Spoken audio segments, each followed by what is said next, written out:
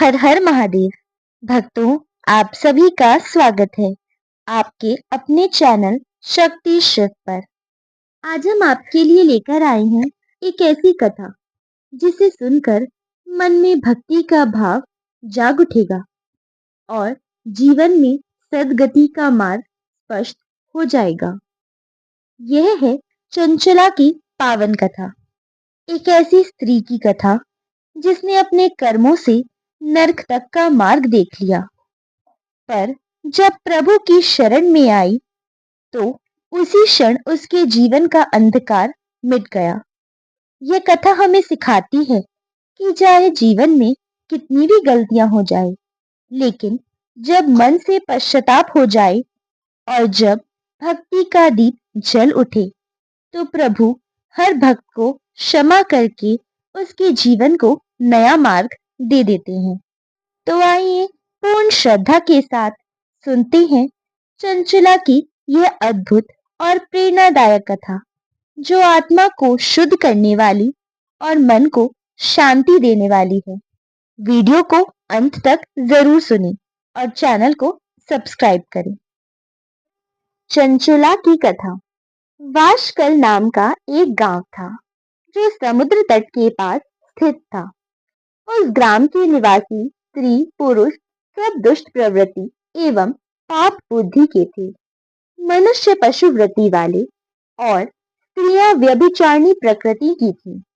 उस गांव में एक ब्राह्मण रहता था जिसका नाम बिंदुक था। उसने अपनी कामातुरतावश रूपवती पत्नी चंचला के होते हुए भी वह एक वैश्य के कोठे पर जाने लगा।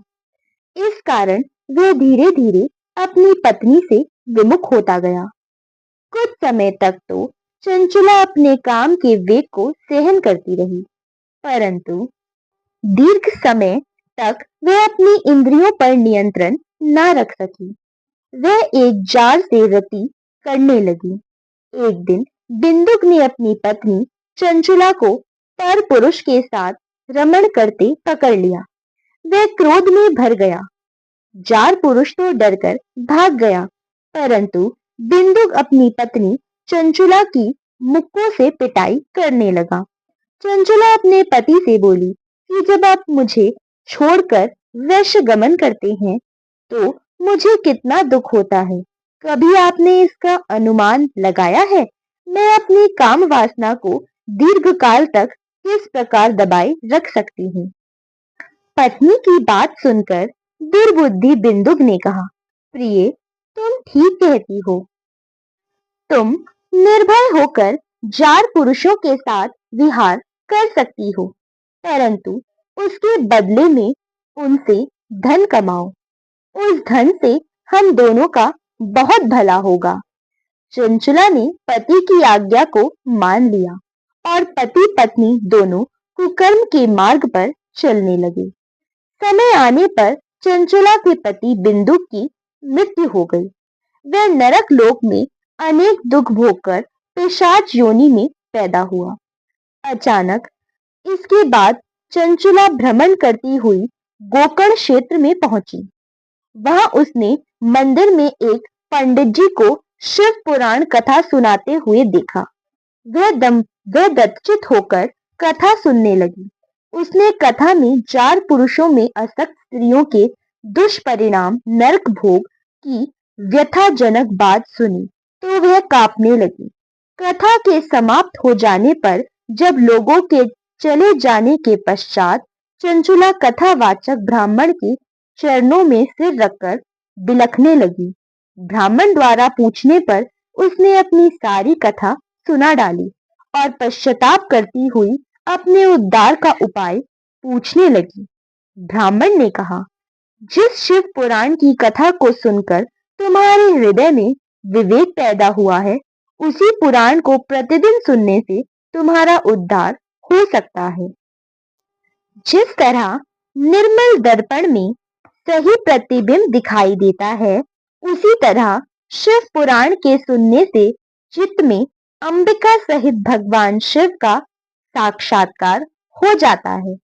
शिव जी की कथा सुनने और मनन करने से चित्त की शुद्धि तथा गणेश एवं कार्तिकेय सहित शिव जी की भक्ति प्राप्त होती है। शिव जी का भक्त उनकी कृपा से देव दुर्लभ मुक्ति प्राप्त कर लेता है।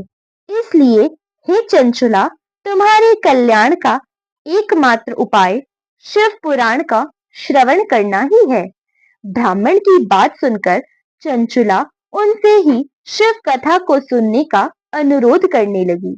ब्राह्मण ने उसकी प्रार्थना को स्वीकार कर लिया। चंचुला ने पंडित द्वारा बताई विधि से स्नान किया, जटा, वल्कल वस्त्र धारण करके, शरीर पर भस्म लगाकर, रुद्राक्ष की माला धारण करके एवं जितेंद्रिय होकर शिव पुराण को सुनने लगी। इस प्रकार शिव जी के ध्यान में मग्न रहकर चंचुला ने समय आने पर शरीर का त्याग किया और शिव लोक में पहुंचकर उमा सहित भगवान शंकर के साक्षात दर्शन किए। उसकी श्रद्धा भक्ति को देखकर पार्वती ने उसे सदैव के लिए अपना सामीप्य प्रदान किया। शौनक जी ने सूत जी से प्रार्थना की कि चंचुला का आगे का वृतांत बताने की कृपा करें। सूत जी ने कहा, हे मुनिश्रेष्ठ, चंचुला ने अपनी निश्चल भक्ति द्वारा भगवती पार्वती का सानिध्य प्राप्त कर लिया।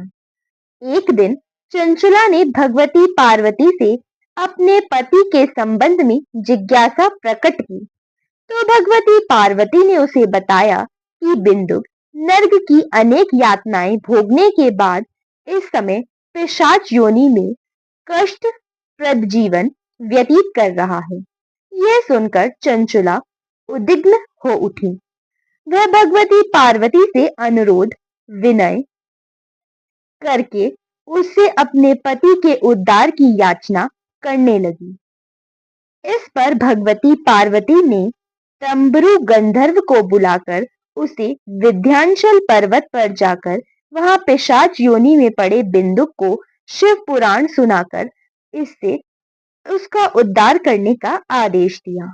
माता पार्वती की आज्ञा को शिरोधार्य कर तुमरु विंध्याचल पहुंचा और बिंदुक का बलपूर्वक बिठाकर शिव पुराण सुनाने लगा।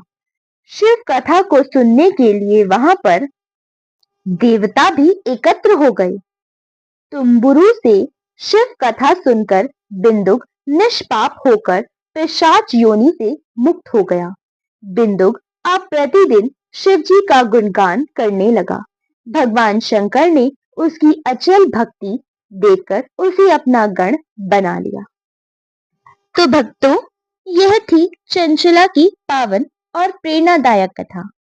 इस कथा में हमें यह सीख मिली कि मनुष्य चाहे कितनी भी भूल क्यों ना कर ले, लेकिन यदि वो सच्चे मन से प्रभु का स्मरण करे, तो उसके जीवन का हर अंधकार मिट जाता है। भक्ति का मार्ग कठिन नहीं है, बस मन में श्रद्धा, सत्य और पश्चाताप का भाव होना चाहिए। प्रभु हर उस भक्त को अपनाते हैं जो उनकी शरण में आकर अपना जीवन बदल देता है। अगर आपको कथा अच्छी लगी हो तो वीडियो को लाइक करें, चैनल को सब्सक्राइब करें और इस पावन कथा को अपने मित्रों व परिवार तक जरूर पहुंचाएं। फिर मिलेंगे एक नई कथा, एक नई प्रेरणा और एक नई भक्ति के साथ। हर हर महादेव।